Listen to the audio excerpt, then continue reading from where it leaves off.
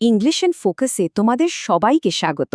আমি তোমাদের শিক্ষক, আর আমাদের সাথে আছে একজন খুবই জিজ্ঞাসু শিক্ষার্থী। আজ আমরা একসাথে শিখব the boy who cried Wolf, অর্থাৎ মিথ্যেবাদী রাখাল বালকের গল্পটা থেকে। সত্যতা নিয়ে এটা কিন্তু দারুণ একটা গল্প, আর সারা বিশ্বে খুব বিখ্যাত। তাহলে শুরু করতে তৈরি তো? হ্যাঁ, আমি একদম তৈরি। চলুন শুরু করি। খুব ভালো। তাহলে চলো গল্পটা শুরু করা যাক। আমি প্রথমে ইংরেজি বাক্যটা পড়ব, তারপর সেটার বাংলা মানে বলে দেব। Once there was a shepherd boy who looked after a flock of sheep. এর মানে হলো একদা এক রাখাল বালক ছিল যে এক পাল ভেড়া পাহারা দিত। তো ছেলেটা পাহাড়ে একা একা থেকে হয়তো একটু বোর হয়ে গিয়েছিল, তাই সে ভাবল কিছু মজা করা যাক। To have some fun, he shouted wolf, wolf, the wolf is chasing the sheep. তার মানে মজা করার জন্য সে চিৎকার করে বলল, নেকড়ে নেকড়ে নেকড়ে ভেড়াগুলোকে তাড়া করছে। ও, তার মানে শুধু দুষ্টুমি করার জন্য। হ্যাঁ, ঠিক তাই। আর ছেলেটার চিৎকার শুনে কি হলো জানো? The villagers ran to the hill to help the boy. অর্থাৎ গ্রামবাসীরা তো খুব চিন্তায় পড়ে গেল, আর ছেলেটাকে সাহায্য করার জন্য পাহাড়ের দিকে ছুটে এলো। When they arrived, they saw no wolf. The boy laughed at them. কিন্তু ওরা যখন পৌঁছল তখন দেখল কোনো নেকড়ে নেই, আর দুষ্টু ছেলেটা তাদের দেখে হাসাহাসি শুরু করল। কিন্তু ছেলেটা তো একবার মজা করেই থামল না। A few days later, the boy shouted wolf again and the villagers came to help once more.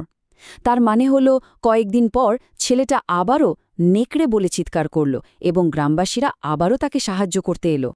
কিন্তু এবার গ্রামবাসীরা আর বিষয়টা মজার ছলে নিল না। They were angry when they realized the boy was playing a trick. এর মানে হলো যখন তারা বুঝতে পারল যে ছেলেটা তাদের সাথে চালাকি করছে, তখন তারা ভীষণ রেগে গিয়েছিল। এবার তো তারা নিশ্চয়ই খুব রেগে গিয়েছিল। একদম। আর জানো, এর পরে কিন্তু গল্পটা পুরো ঘুরে গেল। এটা গল্পের সবচেয়ে জরুরি অংশ। Then one day, a real wolf actually entered the field and started attacking the sheep. অর্থাৎ তারপর একদিন সত্যি সত্যি একটা নেকড়ে মাঠে ঢুকে পড়ল এবং ভেড়াগুলোকে আক্রমণ করতে শুরু করল। এবার ছেলেটা কিন্তু সত্যি বিপদে পড়েছে। The boy cried for help loudly, but no one came to rescue him. মানে বালকটি সাহায্যের জন্য খুব জোরে চিৎকার করল, কিন্তু কেউ তাকে বাঁচাতে এগিয়ে এলো না। সর্বনাশ! তাহলে এখন কি হবে ছেলেটার? কেন যে কেউ এলো না তার কারণটা খুব দুঃখের। The villagers thought he was lying again, so they ignored his cries. অর্থাৎ গ্রামবাসীরা ভাবল সে আবারও মিথ্যে কথা বলছে, তাই তারা তার চিৎকারকে আর পাত্তাই দিল না। মিথ্যে বলার ফলটা এমনই হয়। গল্পটা তো আমরা শুনলাম, চলো এবার এই গল্প থেকে কিছু নতুন ইংরেজি শব্দ আর তাদের মানে শিখে নিই। আমাদের প্রথম শব্দটা হলো shepherd, মানে রাখাল। Definition: a person who looks after sheep, মানে যে ব্যক্তি ভেড়া দেখাশোনা করে। যেমন ধরো, the shepherd took the sheep to the field. Shepherd মানে রাখাল, বুঝেছি। ঠিক। পরের শব্দটা হলো ফ্লক, এর মানে পাল। Definition: a group of birds or animals like sheep, অর্থাৎ ভেড়া বা পাখির মতো প্রাণীদের দল। যেমন, I saw a flock of birds flying in the sky. বুঝেছি, আ ফ্লক অফ শিপ। এরপর আছে চেজিং, মানে তাড়া করা। Definition: running after something to catch ইট, মানে হলো কিছু ধরার জন্য সেটার পিছনে দৌড়ানো। যেমন ধরো, the cat is chasing the mouse. আচ্ছা, চেজিং। আমাদের 4 নম্বর শব্দটা হলো ভিলেজার্স, মানে গ্রামবাসী। Definition: people who live in a village, অর্থাৎ যারা গ্রামে বাস করেন। যেমন, the villagers are very hard working. Villagers, ঠিক আছে।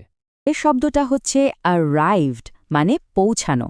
Definition: to reach a destination, মানে কোনো একটা গন্তব্যে পৌঁছানো।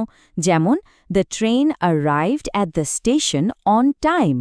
arrived, বুঝেছি। আচ্ছা, এবার যে শব্দটা শিখব সেটা কিন্তু গল্পের জন্য খুব জরুরি। ট্রিক, মানে চালাকি বা কৌশল। Definition: an act intended to deceive someone, অর্থাৎ কাউকে ঠকানোর জন্য কোনো কাজ করা। যেমন, he played a clever trick on his friend. The boy was playing a trick. ঠিক? একদম ঠিক। এর পরের শব্দটা হলো অ্যাটাকিং, মানে আক্রমণ করা। Definition, to take aggressive action against someone, মানে হলো কারো বিরুদ্ধে আক্রমণাত্মক হয়ে ওঠা। যেমন, the lion was attacking its prey. Attacking, বেশ। আমাদের ৮ নম্বর শব্দটা হচ্ছে রেস্কিউ, মানে উদ্ধার করা। Definition, to save someone from a dangerous situation, মানে কাউকে কোনো বিপজ্জনক অবস্থা থেকে বাঁচানো। যেমন, the diverse came to rescue the drowning man. Rescue, এটাও খুব দরকারি একটা শব্দ। পরের শব্দটা হল ইগনোর্ড, মানে উপেক্ষা করা বা পাত্তা না দেওয়া। Definition, to pay no attention to something, মানে কোনো কিছুতে মনোযোগ না দেওয়া।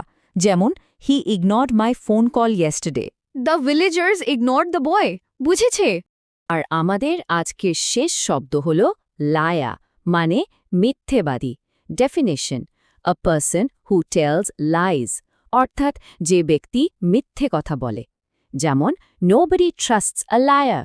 এই শব্দটাই তো গল্পের আসল বিষয়, লায়ার। খুব ভালো। এবার তাহলে গল্পটা থেকে কয়েকটা প্রশ্নের উত্তর খোঁজার চেষ্টা করি, কেমন? একটা ছোট্ট কুইজ হয়ে যাক। প্রথম প্রশ্ন, why did the boy shout wolf the first time? অর্থাৎ ছেলেটা প্রথমবার কেন নেকড়ে বলে চিৎকার করেছিল? আমি কি চেষ্টা করব? আমার মনে হয় মজা করার জন্য। একদম সঠিক। উত্তরটা হলো মজা করার জন্য, টু হ্যাভ সাম ফান। দারুণ। এবার দ্বিতীয় প্রশ্ন, did the villagers help the boy when the real wolf came? মানে যখন সত্যি সত্যি নেকড়ে এলো, তখন কি গ্রামবাসীরা ছেলেটাকে সাহায্য করেছিল?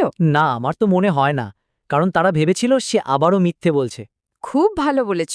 না, তারা সাহায্য করেনি। আর আমাদের শেষ এবং সবচেয়ে জরুরি প্রশ্নটা হল, what is the lesson of this story? মানে এই গল্পের শিক্ষা কি? এটার উত্তর তো মনে হচ্ছে পরের স্লাইডেই দেওয়া আছে। হ্যাঁ, ঠিক ধরেছ। এই গল্পের প্রধান শিক্ষাটা হল, nobody believes a liar even when he tells the truth. অর্থাৎ একজন মিথ্যেবাদীকে কেউ বিশ্বাস করে না, এমনকি যখন সে সত্যি কথা বলে তখনও না। তার মানে আমাদের সবসময় সত্যি কথা বলা উচিত। একদম তাই। সবসময় মনে রাখবে, সততাই সবচেয়ে ভালো পথ। ইংলিশ ইন ফোকাসে আজকের পাঠটি দেখার জন্য অনেক ধন্যবাদ। যদি তোমাদের আজকের গল্পটা ভালো লেগে থাকে, তাহলে আরও এমন ইংরেজি বাংলা পাঠের জন্য অবশ্যই লাইক আর সাবস্ক্রাইব করবে। পরের পাঠে আবার সবার সাথে দেখা হবে। বিদায়।